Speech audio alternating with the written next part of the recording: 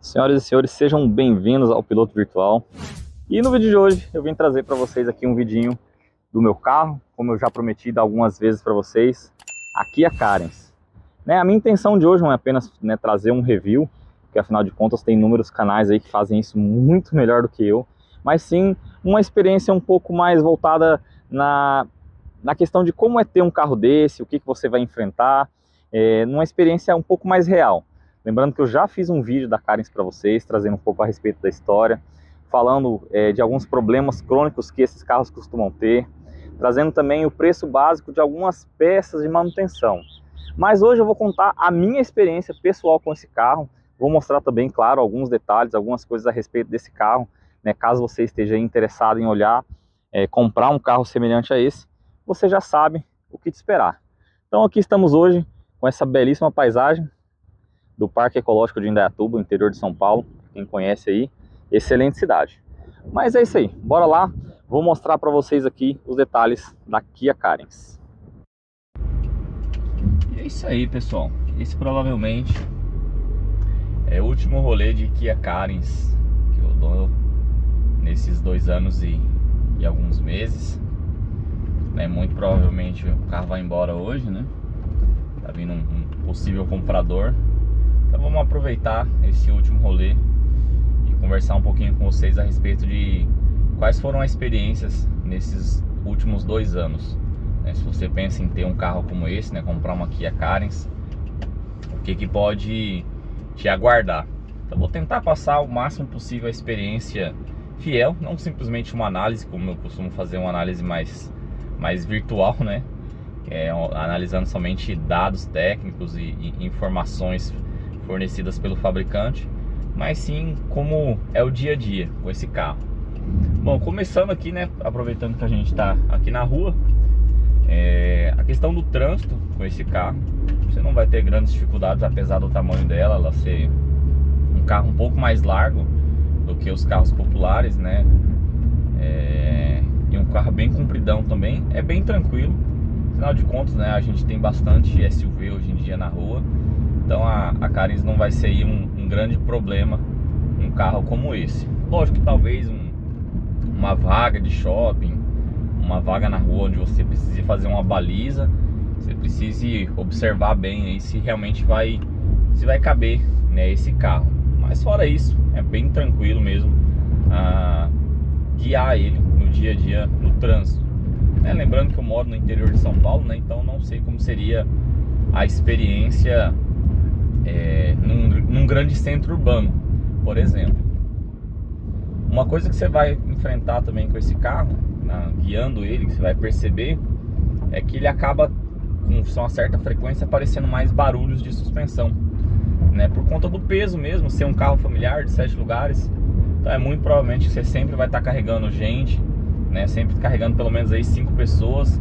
Então o carro acaba desgastando com bastante frequência a parte de suspensão. Então sempre bieleta, bucha, essas coisas assim são trocadas aí com uma certa frequência. É lógico também que o asfalto do Brasil não colabora muito para que as suspensões durem muito tempo.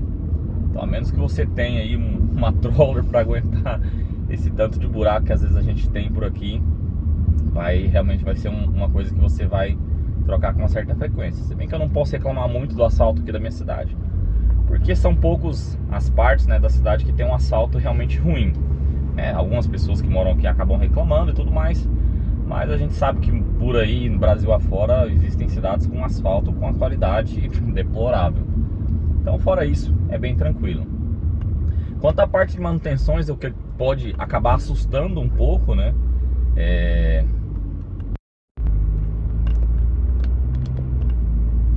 Precisei cortar o vídeo aqui, foi mal. Bom, como eu estava dizendo, pessoal, a parte de manutenção que é o que pode assustar um pouco as pessoas, por ser um carro importado, que não tenha vendido muito. Inclusive, quando eu coloquei esse carro aqui para vender, muitas pessoas me questionaram a respeito disso, pessoas interessadas no carro. A manutenção é extremamente tranquila, a parte mecânica em si eu me refiro. Então uma peça, alguma coisa assim do tipo, você vai encontrar aí com uma certa facilidade. Lógico que não vai ser um Volkswagen da vida, uma Chevrolet da vida, que você vai encontrar em qualquer autopeça, mas você não vai ter grandes dificuldades, porque esse conjunto mecânico, esse 2.0 automático aqui desse ano, equipou muitos Kias e Hyundais, né? Para quem não sabe, aí a Kia e a Hyundai são praticamente marcas gêmeas, né? Elas são administradas pelo mesmo grupo. Tanto quando você compra peças originais, vem o logo das duas montadoras, Hyundai e Kia, que compartilham aí muita plataforma. Então o i30 de primeira geração é esse mesmo conjunto. Se eu não me engano, também a Tucson 2.0 é esse mesmo conjunto, né? No caso da Tucson automática 2.0.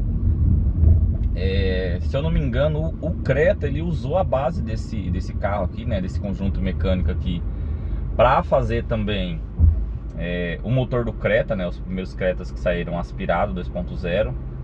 E a X35, se eu não me engano também. Então, se eu estiver falando bobagem, vocês me corrijam.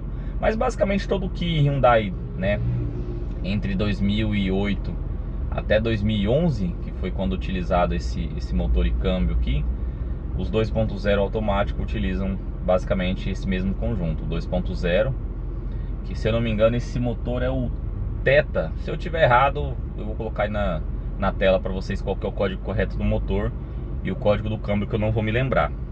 Mas é um automático convencional de 4 velocidades. O câmbio, né, aproveitando que a gente comentou a respeito dele, 4 velocidades, falta uma marcha, obviamente, você vai perceber isso, principalmente em rodovias. Dentro da cidade nem tanto, né, no anda e para você vai ver que é bem tranquilo, ele tem apenas 4 marchas, você não vai estranhar tanto, mas na rodovia você vai perceber que ela vai ficar pedindo uma marcha.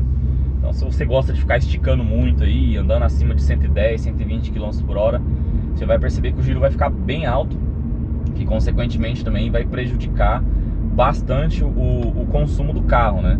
Mas nada aí que uma leve correção no seu modo de condução não resolva, né? Você pode aí facilmente aí andar a 100, 90 por hora, até porque, né, a proposta do carro, ser um carro mais família, não é ficar andando aí em grandes velocidades. Então você vai fazer um consumo bem tranquilo.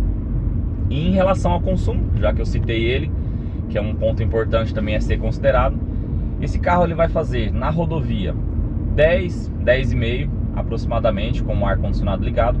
Eu já fiz andando sozinho, né, quando eu fui buscar ele lá em Taubaté, eu já cheguei a fazer a 13,5, 13,8, mas andando sozinho no carro também, e andando aí média de 90 a 100 km por hora. Então não é uma média a ser considerada, porque foi uma situação atípica.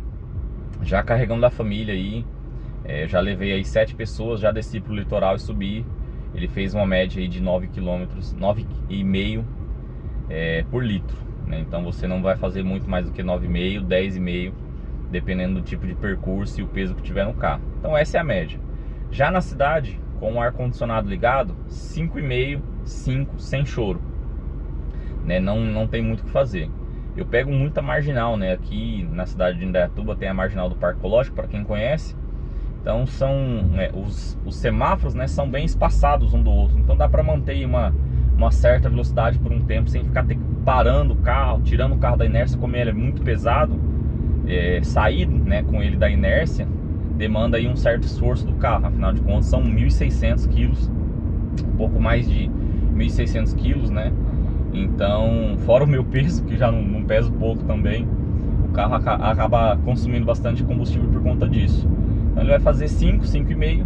Se você desligar o ar-condicionado, você consegue fazer até um 6,8, 7, se ele estiver bem reguladinho aí, com tudo em dia, você consegue fazer, dependendo do seu pé. Como é um câmbio de 4 marchas, você tem que saber dosar bem o pé, porque senão você vai sentir muito o consumo. Se você ficar pisando, forçando troca de marcha, né, se você não tiver o hábito de utilizar um câmbio automático, você vai perceber que o consumo, vai fazer 4. Não tem o que fazer, se ficar querendo esticar a marcha. Então você tem que ir acelerando mais suave, afinal de contas é um carro mais pesado, né? Deixar o câmbio fazer umas trocas mais tranquilas, aí você não vai ter problema nenhum na condução desse carro. Bom, já aqui na rodovia, que é o habitat da Carinhos, né? Afinal de contas, um carro familiar, uma minivan como essa, o lugar apropriado para ela são as rodovias. Você vai sentir bem tranquilo como é a condução do carro, né? Você não vai ter tanto barulho de suspensão, lógico, se a rodovia for boa, né? Esse pedaço aqui é bem tranquilo.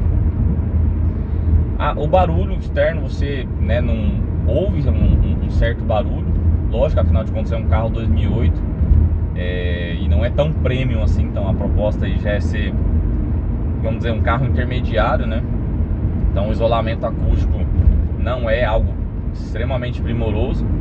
Vou desligar o ar-condicionado aqui para ver se vocês conseguem ouvir o barulho. Então basicamente é esse, né, o barulho que você vai ouvir externo, né, o barulho dos pneus e o barulho do vento, né, um pouco do barulho do motor. Afinal de contas falta uma manta acústica, né? Então talvez se você conseguir colocar uma manta acústica ali, talvez reduza um pouco do barulho, mas nada também que seja incômodo, né, em relação a muitos carros aí que fazem muito mais barulho na parte interna do que a Carens. E a condução dela, né, eu tô aqui a 100 km por hora, tem que ser basicamente essa, né? Você não pode ter muita pressa para andar com esse carro, apesar do motor ele ter uma faixa de potência bem interessante, né? São 149 cavalos, e, se eu não me engano, não me falha a memória, não vou lembrar de cabeça, mas acho que é 19,7 de torque. Se eu tiver errado eu vou colocar aí o torque correto na tela. Então ele tem sim uma boa retomada. Se eu precisar acelerar, fazer uma ultrapassagem ou alguma coisa, ele consegue ir sem problemas nenhum. Por exemplo, ó, vou dar uma acelerada aqui para vocês verem como é que é o comportamento.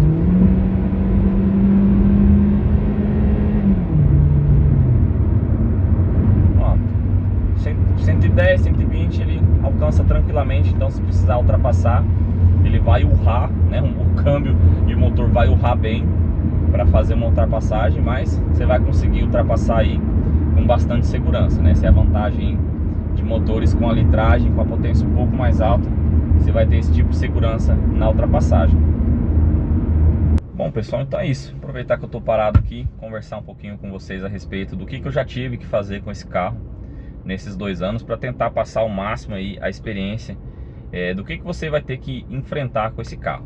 Eu vou passar, lógico, a minha experiência, né? Eu já vi no grupo da Carens no Facebook, né? Você pode dar uma olhada lá também se você estiver interessado em comprar esse carro.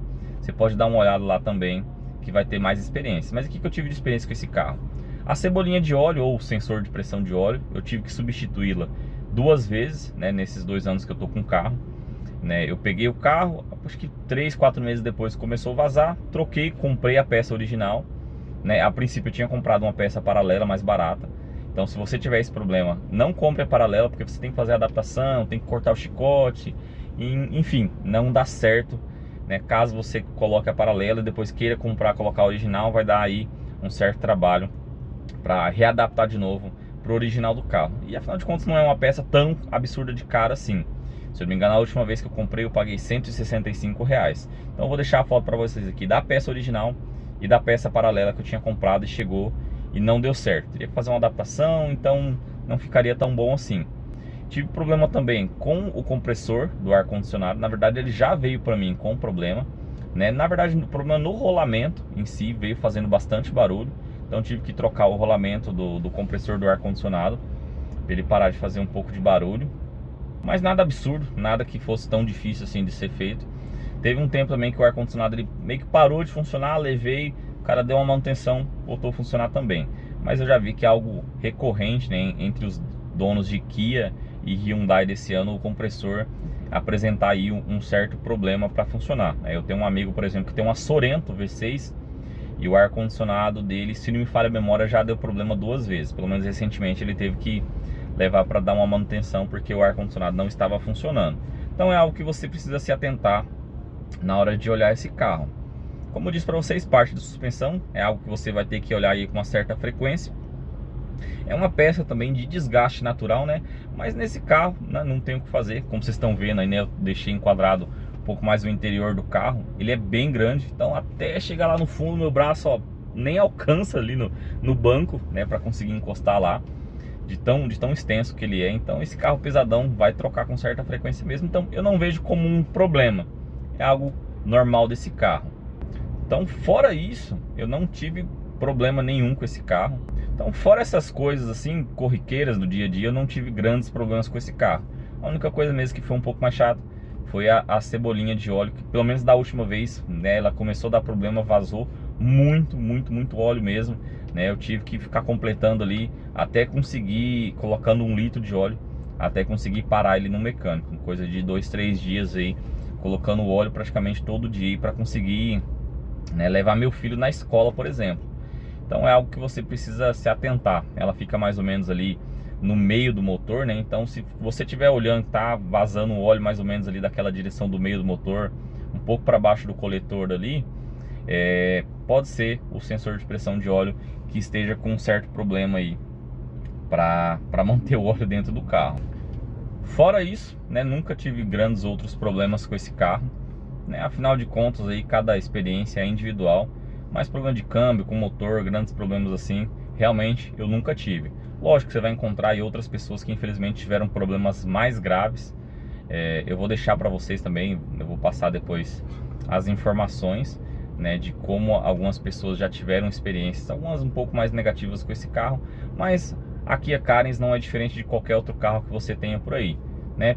Algumas pessoas têm boas experiências, infelizmente algumas outras pessoas têm más experiências, né, problemas um pouco mais graves. Afinal de contas é uma máquina, né, que dependeu da montagem aí do ser humano, que é falho, e infelizmente você pode ter alguns outros problemas. Mas vamos dizer assim, 90% dos casos, se você decidir por comprar uma Kia Carens, você vai estar fazendo um bom negócio. Bom, eu espero que você tenha gostado, espero que esse vídeo tenha ajudado você na sua decisão de comprar uma Kia Carens. Muito obrigado por assistir. Não se esqueça, claro, de deixar um comentário aí, a sua crítica, a sua sugestão. Se inscreva no canal, me ajuda muito deixar o seu like também. Muito obrigado por assistir e até um próximo vídeo.